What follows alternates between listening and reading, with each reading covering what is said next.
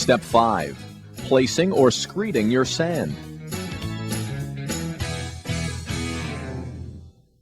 Now we're ready for step 5. We're going to bring in the sand, and this is what's really going to hold our interlocking pavers in place. That's right. This coarse sand here will be used to actually lock the pavers together. The very coarse grains of washed sand will actually migrate into the system, which we'll show you later. And remember those PVC pipes? Well, we're using 2 10-foot pieces.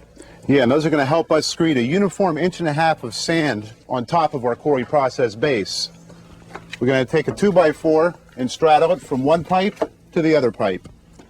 Guys, you'll notice I have my safety glasses on because when I dump the sand, it may get a little dusty. So you always want to wear those safety glasses. Okay, now we want to pull the 2x4 screed across the top of the pipes. And screeding really is just a technical term for leveling off the sand, for those of you who may or may not know. Okay.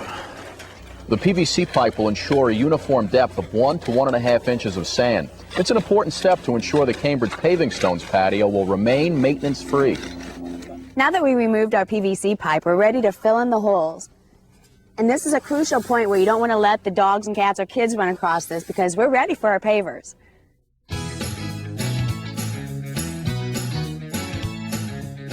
Step 6. Laying the pavers.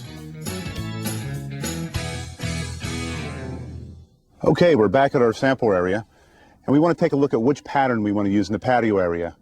We have a couple different patterns here to select from. First, we have the running bond pattern, and then we have our herringbone pattern. Bob, I really like that design. That's a great choice. I like that pattern also. Let's get started. Okay. Now, Cheryl's cutting the band with her snips, and there is a proper way to remove the paving stones. What you don't want to do is take them away one at a time across the top, but you do want to do it straight down vertically one at a time, because what that does is it'll ensure the proper color dispersion for the paving stones. Before we get started laying our pavers, we want to snap a chalk line 2 feet off the edge restraint that we put in earlier. Snapping that line will allow us to keep a nice straight line in our running bond pattern. So first we're going to want to put in our border course. Placing in the border course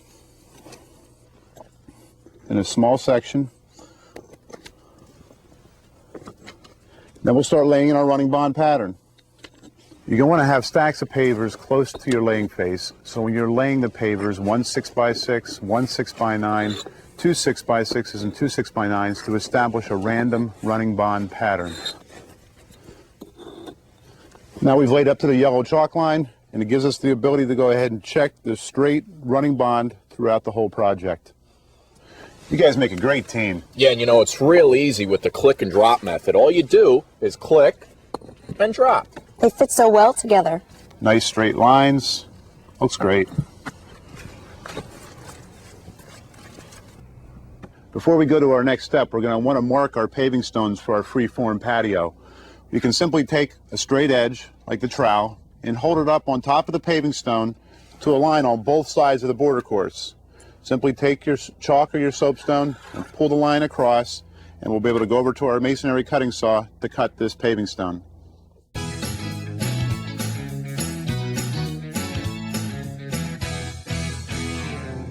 Patios and driveways of interlocking paving stones are better than asphalt or concrete, but you must insist on Cambridge paving stones with the ArmorTech surface.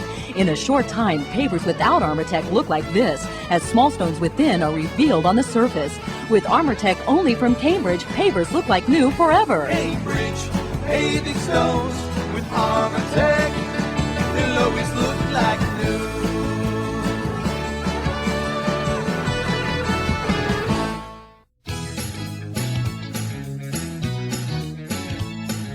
Step 7. Cutting. Time now for step number 7, cutting of the paving stones. Now we'll need to cut the paving stones for our free-form patio in order to fill in our border course. Now the way we do this is by marking the paving stones with chalk or soapstone, as we've already done here. Bobby, let's spark this baby up.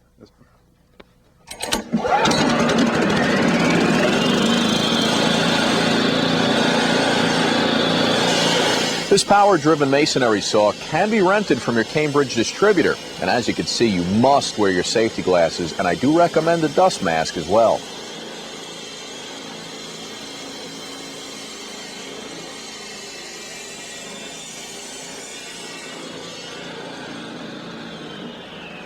Well, here it is. Last paving stone all cut, ready to go. And Scott, all your cuts fit so perfectly. Well, you know, when you use that masonry saw, it enables you to get a real accurate cut, and it's so simple to use.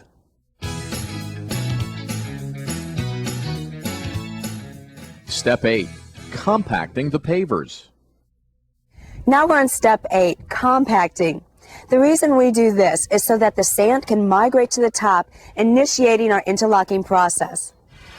As we said before, the initial compaction of the paving stones causes the interlock of the pavers. This is where the term interlocking comes from. You want to be sure that the compacting starts from the outside edge, working in a circular motion towards the center of the patio. Be sure not to put any sand on top of the paving stones in the first pass of the compacting. Now our second pass with the compactor requires sand on top of the paving stones. Yeah, and all you have to do is spread the sand over the entire patio surface.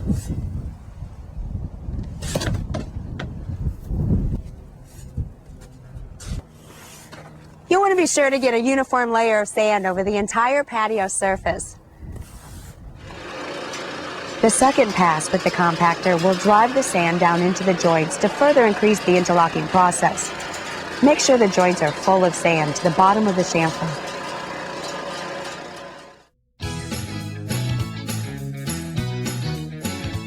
Step 9, final sweeping and compaction.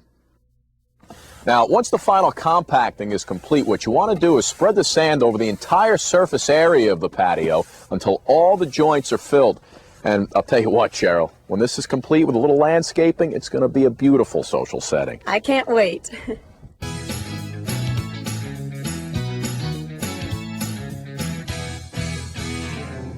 Patios and driveways of interlocking paving stones are better than asphalt or concrete, but you must insist on Cambridge paving stones with the ArmorTech surface. In a short time, pavers without ArmorTech look like this, as small stones within are revealed on the surface. With ArmorTech only from Cambridge, pavers look like new forever. Cambridge paving stones with ArmorTech, they'll always look like new.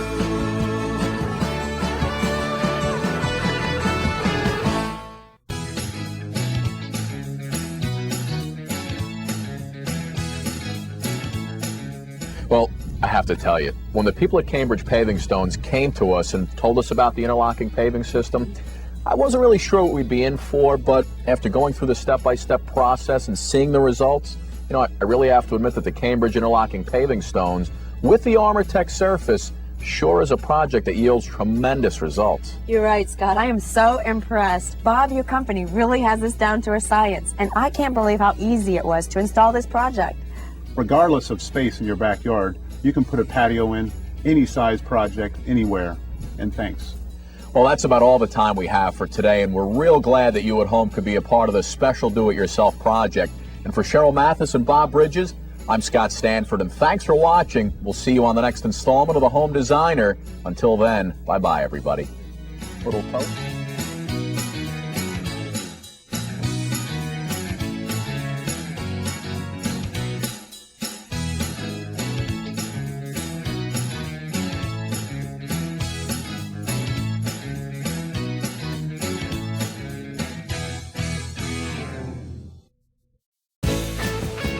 Today we're joined by Charles Gamarikian, the founder of Cambridge Paving Stones. What makes Cambridge Paving Stones superior to any other brand out there? Cambridge paving stones are made with ArmorTech.